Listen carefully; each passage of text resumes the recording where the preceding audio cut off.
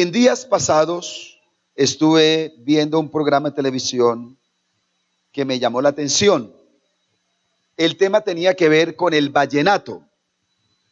Y la verdad no soy vallenatero, pero el tema me generó un interés y lo recordaba en estos días, precisamente preparando la enseñanza, porque se dio una discusión. No sé cuántos de ustedes verían el programa. Ahí habló, por ejemplo, Jorge Oñate, habló Alfredo Gutiérrez y otros patriarcas del vallenato.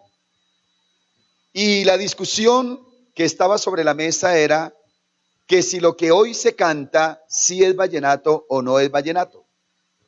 Entonces ellos aluden y dicen, el vallenato puro es un asunto cultural y requiere algunos instrumentos específicos. Y hablaron de otros términos técnicos. Y ellos hacen apología al origen del vallenato, de dónde salió, cómo fue, cómo realmente es el vallenato. Y miran con cierto recelo a los nuevos vallenateros, un Silvestre Dangond, Pipe Manjarrés, todos aquellos que están cantando el nuevo vallenato porque dicen, la verdad, eso ya no es vallenato. Ya le metieron instrumentos electrónicos, eso tiene un poco de cosas más, su letra no es la misma, bueno, etcétera. Y los nuevos vallenateros, pues también tratan de hacer una apología sobre lo que están cantando. Dicen, bueno, es otra época, son otras experiencias, pero esto también es vallenato. Mi análisis y una de mis conclusiones, siendo ignorante en el tema del vallenato, es que es imposible que el vallenato de ahora sea igual al de hace tantos años atrás. Entre otras cosas porque el vallenato antiguo lo que hacía era narrar historias reales.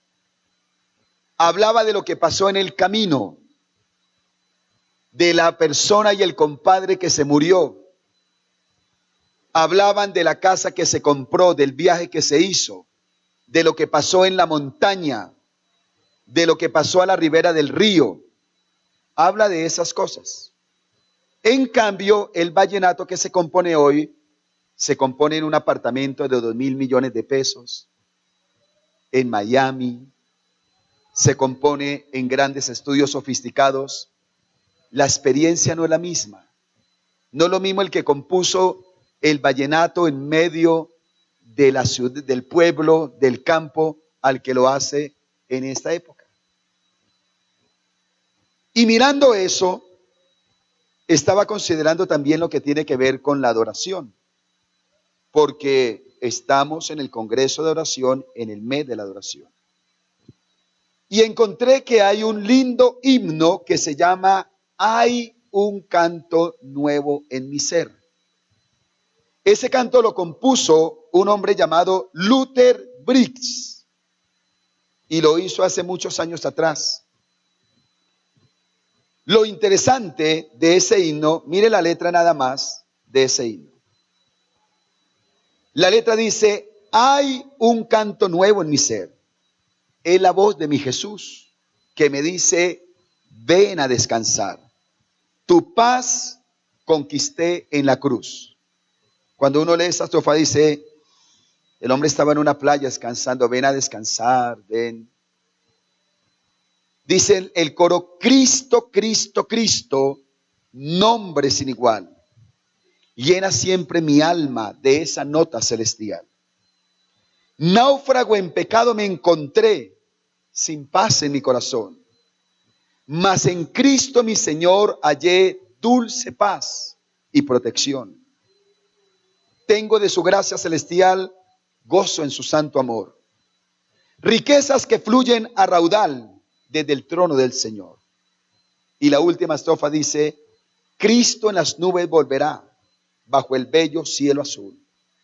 Él entonces mi alma llevará a vivir en gloria y luz. Es un himno bonito. ¿Sabe dónde lo compuso Luther, este salmo? ¿O en qué experiencia? La historia dice que tuvieron una reunión muy linda de familia sin sospechar que estaban a la víspera de una gran tragedia. Este joven predicador llegó con su familia a la casa de los suegros. Él iba a predicar en una campaña evangelística. Pasaron una reunión familiar muy gozosa. Sus hijos jugaron felices con sus abuelos. En la noche se acostaron cansados. Y a la medianoche hubo un incendio. Salieron corriendo, tratando de buscar a uno y a otro. Lo cierto es que en medio de todo ello, se salvaron los abuelos y se salvó el padre. Este hombre se salvó, pero no pudo salvar ni a su esposa ni a sus hijos. Murieron incinerados. Y después de esta dolorosa experiencia es que él compone precisamente el himno Hay un canto nuevo en mi ser. Teniendo en cuenta el vallenato y teniendo en cuenta esta experiencia, llego a algunas conclusiones. Que los verdaderos adoradores no se forman en los estudios ni en los escenarios. Los verdaderos adoradores se forman en la vida real. ¿En dónde se forman? En la vida real. A veces a mí me da nostalgia y de hecho hubo un predicador en estos días que habló de una manera muy profunda de la necesidad de recuperar la himnología. En las iglesias ya no se cantan los himnos. Yo no sé cuántos de ustedes cantaron himnos. Uno llegaba a la iglesia con la Biblia, el himnario, con la cartilla de la escuela dominical y con la ofrenda. Y hoy algunos ni la Biblia, ni el himnario, ni la cartilla de la escuela dominical y no se ofrenden. Por ejemplo, si yo preguntara, ¿cuántos trajeron la Biblia? Levante su Biblia, levante. Algunos cruzados de brazos. Algunos no trajeron. Porque ya como que eso incomoda. La Biblia hay que tenerla. Y en los himnos, gracias, en los himnos, nosotros recordamos que la mayoría de ellos están saturados, llenos de una riqueza teológica y de experiencias. La mayoría de himnos fueron el resultado de experiencias. No quiero por favor criticar a los que hoy componen. Ese no es el espíritu de lo que quiero decir. Pero démonos cuenta que los himnos estaban llenos precisamente de experiencias. Porque los verdaderos adoradores se forman en la vida real. Miremos entonces un libro lindo de la Biblia que es Job. Voy a hacer una reflexión sobre Job, sabiendo que usted ya conoce el contexto. Se dice que es el libro más antiguo de la Biblia, el libro más antiguo de la Biblia. Algunos apuntan a que este hombre vivió aún antes que el mismo Abraham. Y cuenta la historia de este hombre llamado Job. Y vamos a leer los versículos del 1 al 22, capítulo 1, versículos del 9 al 22. ¿Está conmigo? Mire lo que dice la historia. Respondiendo Satanás a Jehová dijo, ¿acaso teme Job a Dios de balde? ¿No le ha cercado alrededor de a él y a su casa y todo lo que tiene? Al trabajo de sus manos has dado bendición, por tanto sus bienes has aumentado sobre la tierra. Han aumentado. Pero extiende ahora tu mano y toca todo lo que tiene y verás si no blasfema contra ti en tu misma presencia. Me detengo aquí para decir lo siguiente. Quiero que usted tenga la Biblia y por eso es bueno traerla y que usted analice. Esta teología es una teología satánica. Escúcheme, hay teología satánica. La teología que considera que a Dios se le adora solo por lo que nos da. Pero si acaso llegamos a perder las cosas que tenemos, ya es un motivo para renegar de Dios. Eso no nace del corazón de Dios, eso nació del corazón de Satanás. Y eso nos dice que la iglesia debe tener cuidado para no ser permeada por teologías baratas. Aquellas que interpretan que ser bendecido por Dios es ausencia de toda dificultad. No, yo estoy en victoria, estoy bendecido. ¿Por qué? Porque compré la casa, porque compré un carro, es que viajamos. Es que hicimos el mercado que quisimos, todos estamos bien en la casa, todos estamos bendecidos, estamos en victoria. Entonces, si alguien está enfermo, ¿no está en victoria? Si alguien pierde su trabajo, ¿no está en victoria? Si alguien pasa una prueba, ¿no está en victoria? Por eso hay gente amargada y aún cuestionando a Dios, porque considera que ser bendecido por Dios, estar en victoria espiritual, es tener una vida en confort. Esa es una teología satánica. Y aquí dice, es que salió de la boca Satanás. Él fue el que lo dijo. Y sigue diciendo el texto, dijo Jehová a Satanás, he aquí todo lo que tienes está en tu mano, solamente no pongas tu mano sobre él. Y salió Satanás de delante de Jehová. Y un día aconteció que sus hijos e hijas comían y bebían vino en casa de su hermano el primogénito. Y vino un mensajero a Job y le dijo, estaban arando los bueyes y las asnas paciendo cerca de ellos. Y acometieron los sabeos y los tomaron y mataron a los criados a filo de espada. Solamente escapé yo para darte la noticia. ¿Qué le fue tocado ahí? Sus bienes eran los criados. Se contaban y se consideran como una pertenencia. Y sigue diciendo, aún estaba hablando cuando vino otro que dijo, fuego de Dios cayó del cielo que quemó las ovejas y a los pastores y los consumió. Solamente escapé yo para darte la noticia. ¿Qué perdió ahí también? Sus pertenencias. Y no era una oveja ni dos, eran cientos, miles de ovejas. Mucho tenía. Porque cuando vemos el final del libro que Dios le multiplicó, nos dice que tenía mucho. El texto sigue diciendo, todavía estaba hablando y vino otro que dijo, los caldeos hicieron 3 escuadrones y se arremetieron contra los camellos y se los llevaron y mataron a los criados a filo de espada y solamente escapé yo para darte la noticia.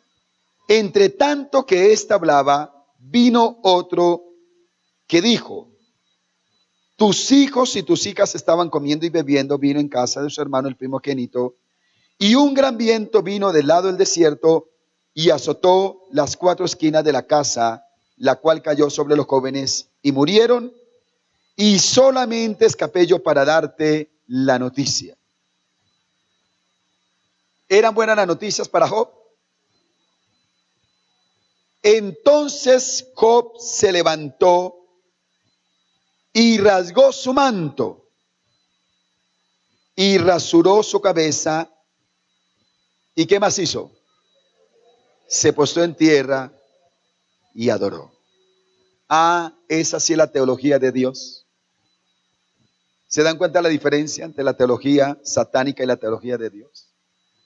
La teología satánica condiciona la adoración a las pertenencias y al bienestar. La teología de Dios dice que le adoramos a pesar de, en medio de, por sobre cualquier circunstancia, Dios merece ser adorado y exaltado. Y dijo, desnudo salí del vientre de mi madre, y desnudo volveré allá. Jehová dio y Jehová quitó. Sea el nombre de Jehová bendito. Algunos dicen, no sé si para impresionar, no fue Jehová el que quitó, fue el diablo, pero Dios permitió ahí. Entonces, de alguna manera, él reconoce la grandeza del Señor. En todo esto no pecó Job ni atribuyó a Dios despropósito alguno. Y al conocer la historia nos dice más adelante que no solo tocó su familia, no solo tocó sus bienes, sino que también fue tocada su salud, gracias, su salud. Y era tan impresionante lo que le pasaba, Job no dormía rascándose con un tiesto. Alergias impresionantes. incomodidades profundas y no podía dormir. Pero dice que en medio de todo eso, Job determinó adorar a Dios. La enseñanza la he titulado Un adorador no convencional. Diga conmigo, un adorador no convencional.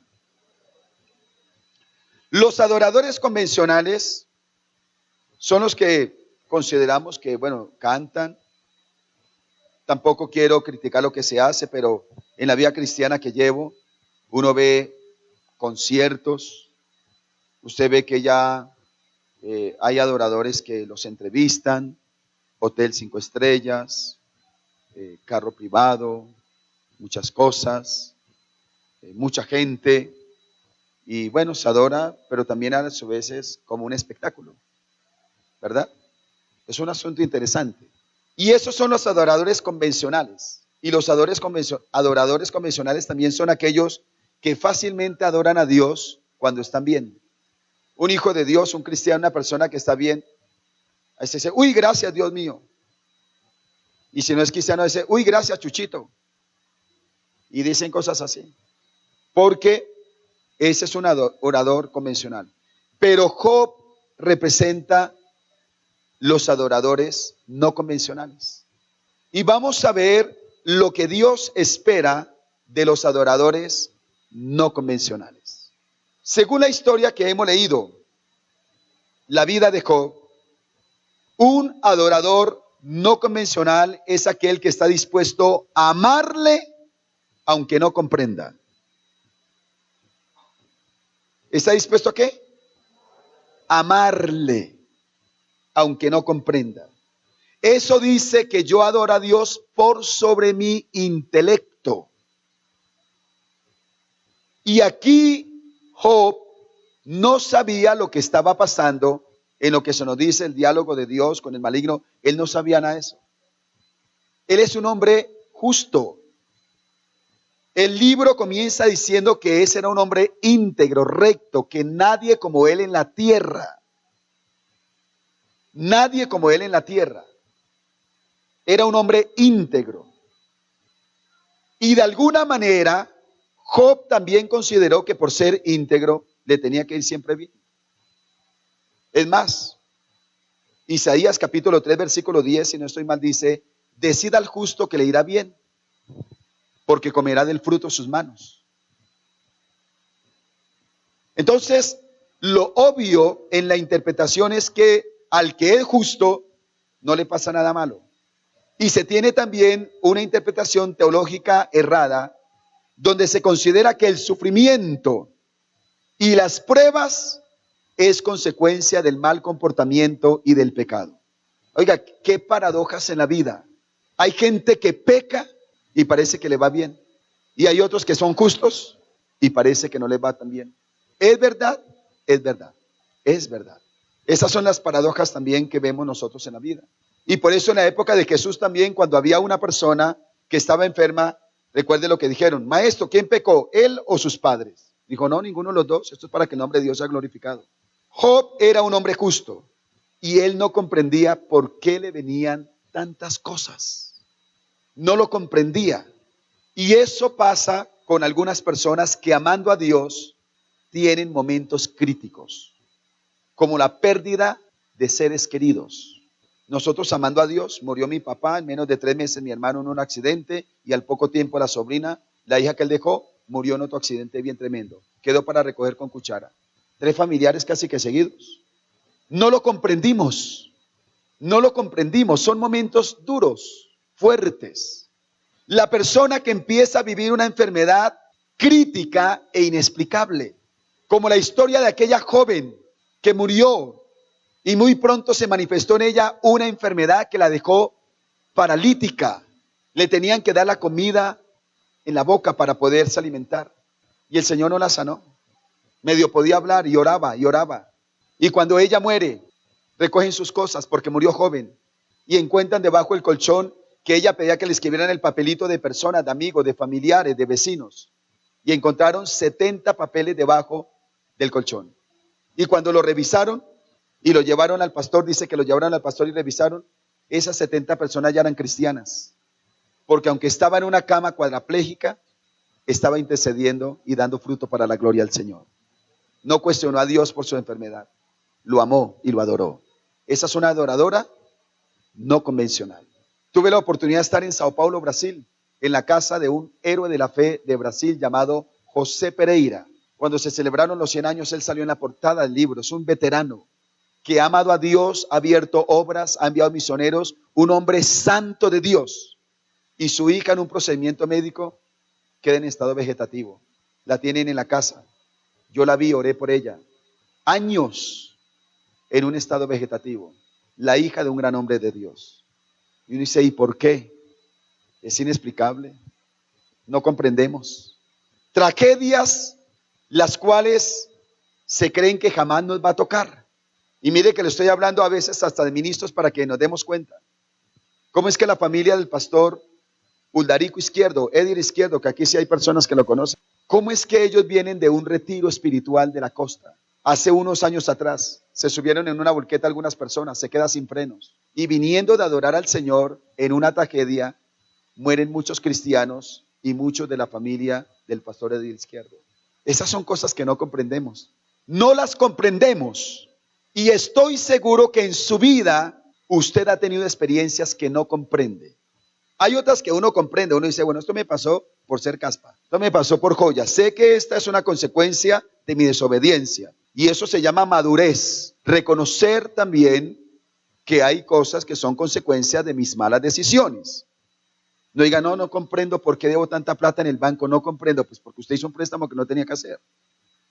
Eso es otra cosa. Pero sí hay experiencias que no comprendemos. Y a veces viene una persona y me dice como pastor, no entiendo por qué me pasa esto. Y me lo cuenta y le digo, yo tampoco lo comprendo. Y quizá nos muramos si no lo comprendamos. Pero aunque todo a nuestro alrededor sea tenebroso, Dios sigue siendo bueno y Dios sigue siendo fiel. Y los adoradores no convencionales podemos adorar a Dios aunque no comprendamos lo que está pasando. Aunque no lo entendamos. Señor, no sé por qué me pasa esto. Solo sé que tú eres fiel. No te voy a cuestionar. Tú sigues siendo soberano. Tú sigues siendo bueno. Denle un aplauso al Dios que es fiel y que es soberano.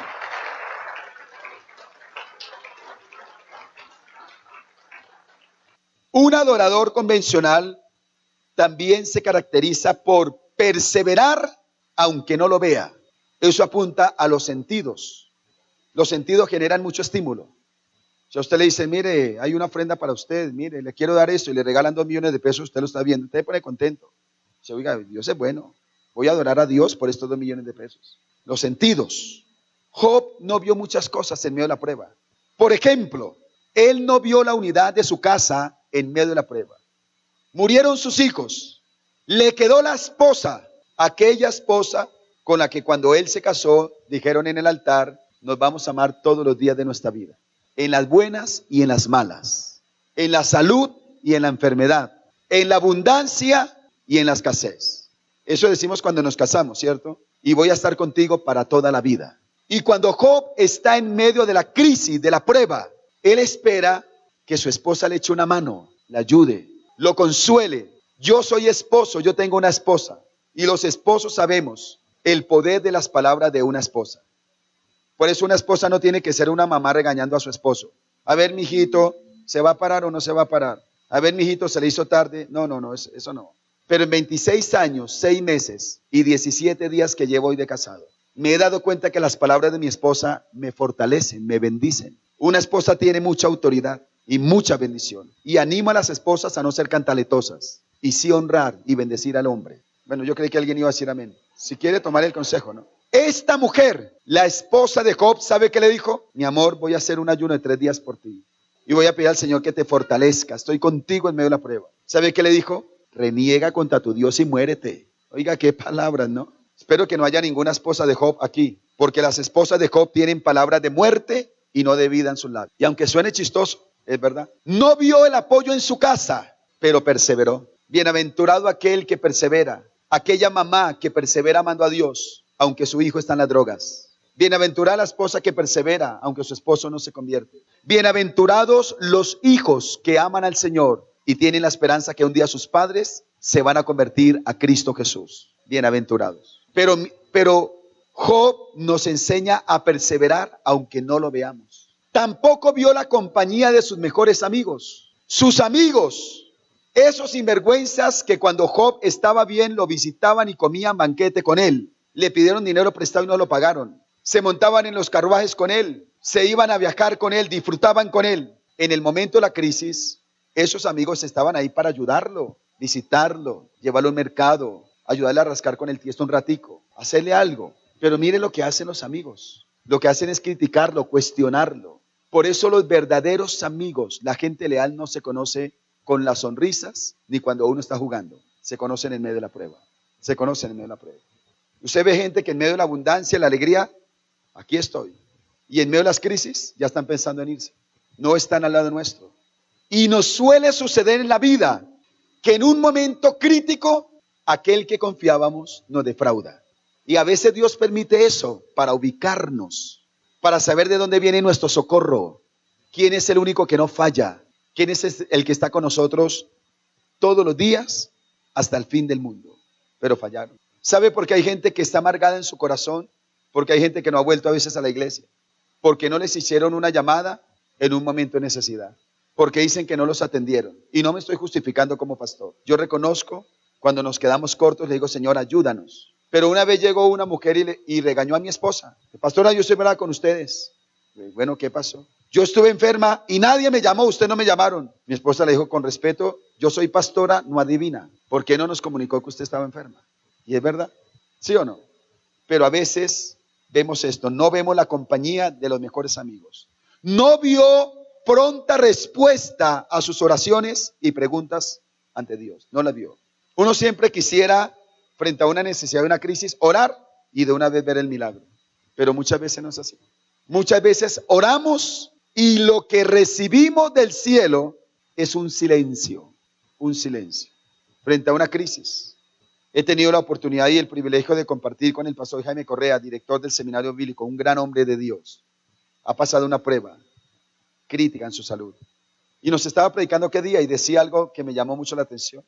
Porque es que a veces nos inventamos unas frases en las iglesias que no son reales. Frente a una necesidad, a veces yo no sé quién se le ocurrió siempre decir, no le pregunta a Dios por qué, pregúntele a Dios para qué. Y él no decía, la verdad en la crisis yo le pregunto a Dios por qué. Y eso pasa. Es que hay cosas que nos inventamos que no son reales. Yo también le he preguntado, Señor, ¿y por qué? No entiendo por qué.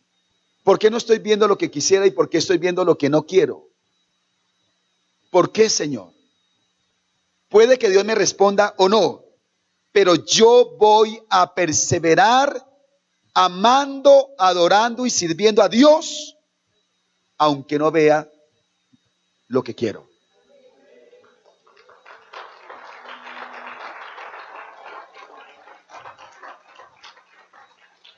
Porque aunque no veamos con nuestros ojos lo que tanto deseamos, su palabra sigue siendo veraz y sus promesas inamovibles. Él lo dijo, Él no es hombre para que mienta, ni hijo de hombre para que se arrepienta. Sécase la hierba, marchítase la flor, mas la palabra del Dios nuestro permanece para siempre. ¿Qué también se evidencia en un adorador no convencional? ¿Qué se espera de él? ¿Cómo es? Está dispuesto a servir, aunque sea imperfecto. ¿Servir aunque qué? Aunque sea imperfecto. Ya habla de la conducta. ¿Sabe qué reconoció Job? En medio de su experiencia crítica, reconoció cosas como estas, reconoció su humanidad. Y le tengo noticias, seguimos siendo humanos. ¿Seguimos siendo qué? Ayer veíamos un programa científico, en un momentico, y mire la frase tan interesante, como ahora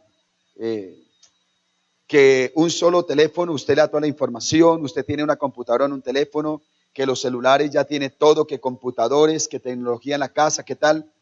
Y está hablando cómo el ser humano está siendo rodeado de la tecnología, de tantas máquinas y tanta tecnología. Dijo, en el futuro, la meta no es que el hombre esté rodeado de máquinas. En el futuro es que el hombre sea una máquina. y ya están mirando cómo colocar chip y tarjetas y todo que se le meten a un computador, cómo metérselas al hombre para alterar la información. Impresionante, ¿no? Impresionante. Pero seguimos siendo humanos. Diga, seguimos siendo humanos. Eso nos dice que debemos considerar la transitoriedad de nuestra vida aquí en la tierra. Somos frágiles, porque cuando uno está bien y está bendecido, le parece que a uno nunca le va a pasar una dificultad y que uno nunca va a morir. El pastor Jaime también me decía ayer hablando con él, estábamos en el seminario, y me decía, ¿cuántas veces uno escucha que uno como creyente, bueno, debe estar preparado, contento? Dijo, pero yo vi la muerte. El proceso que él está llevando es difícil, todavía ni siquiera ha salido. Dice, yo vi la muerte. Dijo, y la verdad me asusté, me dio miedo. Y yo creo en Dios, pero tuve una crisis por mi humanidad. Y eso debemos comprenderlo. Si una persona un día llega y dijera, no por la emotividad, una prueba profunda, y él dijera, no tengo ni ganas de orar. Uy, usted es un carnal. Puede que pase. Las dificultades pueden tocar las fibras más íntimas del ser humano. Y eso nos tiene que llevar a reconocer aún el dolor en medio de la prueba. Job lo reconoce. Job sabe que es una persona transitoria, pero a pesar de nuestras debilidades y de nuestra humanidad, Dios nos sigue amando y sigue contando con nosotros. ¿Y qué se espera de un adorador no convencional? Es aquella persona que aprende a depender aunque no lo tenga. Habla de las pertenencias. Ya vimos el texto y dice que Job no tuvo muchas cosas. Ya no tenía los camellos. Yo me imagino algunas mañanas de Job y él se quería dar moral y salía y miraba esos camellos bonitos y contaba las ovejas y las veía gorditas. Se sentía contento y le daba alegría porque por la tarde se iba a reunir con sus hijos y había un banquete y él daba una orden y los criados le obedecían. Y ya no había nada de eso. Nada. No había nada de eso. Yo no sé si yo soy un poquito sentimentalista y muy apasionado y le doy mucha trascendencia a eso, pero nada más ahora que nuestros hijos han salido de la casa, uno piensa diferente. Una cosa es tener los muchachos y cuando ya salen y llega uno a la casa ya solo con la esposa y uno va a pedir un favor, algo, ya no están los hijos, ya hablamos con mi esposa esta semana, ahora somos tú y yo. Por eso tenemos que cuidarnos toda la vida, porque somos tú y yo y nos tenemos que cuidar. Mire, ya no tenemos los hijos. ¿Cómo sería este hombre? Que ya no tenía propiedades, ya no tenía familia, ya no tenía salud. Y démonos cuenta que cuando uno mira esto, ha tocado la pirámide de Maslow, donde habla de las principales necesidades del ser humano. Todo fue tocado, pero a pesar de eso, Job adoró al Señor. Porque aunque todo acabara, Dios sigue sentado en su trono. Y la corona de vida que a través de Cristo Jesús nos ha preparado, nada ni nadie nos la va a arrebatar. Dígame a eso. Termino con este testimonio para orar. Una familia misionera. Estaba el papá, un hombre alto, la mamá. El hijo mayor tenía unos 15 años y el hijo menor tenía como 10. Estaban papá, mamá, el primogénito y el último. El Señor los lleva a hacer misiones a una tierra altamente peligrosa donde se persigue el evangelio. Y este testimonio es real. Los toman presos por predicar la palabra del Señor. Al hombre por día lo ponen a cavar un gran hueco y le estaban haciendo un trabajo psicológico para que él negara a Cristo Jesús. Y como él no lo negó, llegaron y los metieron a ese hueco y le dijeron, si ustedes no niegan la fe, los vamos a sepultar vivos. Y con toda la presión psicológica que esa gente maneja. Y dice que empezaron a echar tierra. Y por supuesto que al primero que fueron a tapar fue al hijo pequeño. Quienes somos papás, sabemos que cuando le pasa algo al hijo nos duele más a nosotros que a ellos. Bueno, si uno los ama, ¿no? Y está con ellos. Uno le preocupa mucho eso. Y dice que cuando fueron a tapar al primer hijo, el hijo expresa palabras. Él le dice, papito, tú nos enseñaste a no negar la fe. Y lo taparon. Y dice que fueron a tapar al segundo. Los papás con lágrimas en sus ojos, con dolor, pero con la fe inamovible y adorando a Dios aún en medio de la prueba. Los adoradores no convencionales. Y dice que cuando ya estaban tapando al segundo hijo, su segundo hijo también expresa palabras. Papá, lo vamos a hacer, vamos a amar al Señor y no lo vamos a negar. Y taparon al segundo hijo. Y algunos no vienen a la iglesia porque les da pereza, porque lo miraron feo. Ay, hoy no quiero ir. Miren los adoradores no convencionales. Llegó el momento donde iban a tapar a la esposa. Después de haber tapado a sus hijos con dolor profundo. Y la esposa le dijo, amor, tú y yo decidimos amarnos y servir al Señor hasta la muerte. No lo vamos a negar. Y la taparon a ella. Y el testimonio dice que también lo sepultaron a él. Fue una familia misionera que dio su vida en adoración por el Señor. El testimonio lo cuenta uno de esos hombres que los enterró, porque dice que frente a esas palabras, dice que no podía dormir de escuchar las palabras de ese niño menor, del niño mayor, de esa mujer, de ese hombre. Dice que fue tan profundo que ese hombre tuvo un encuentro real con Dios, se convirtió al evangelio y él es el que cuenta el testimonio de cómo esa familia había sido sepultada. Diga, adoradores no convencionales. Colóquese en pie. Solo voy a hacer un llamado y sí cantemos esa estrofa de la... Gracias, teacher. 2 oraciones rápidamente. Le voy a suplicar que cierre sus ojos. Bendigo a las personas que hoy están aquí por primera vez. Y voy a hacer una oración por usted. El mejor tesoro de su vida no es un buen trabajo, no es plata. No son mujeres ni hombres, no son viajes. Es tener a Cristo Jesús, al que derramó su sangre por nosotros en la cruz del Calvario, tenerle en el corazón. El mundo pasa y sus deseos, pero el que hace la voluntad de Dios permanece para siempre. Un día moriremos, pero hay una corona de vida que el Señor ha preparado para nosotros. No se apegue a las cosas de este mundo. Usted que viene por primera, segunda vez, que necesita reconciliarse con el Señor, dice, necesito a Jesús en mi vida. Reconozco que como voy, no voy bien. Le necesito a Él.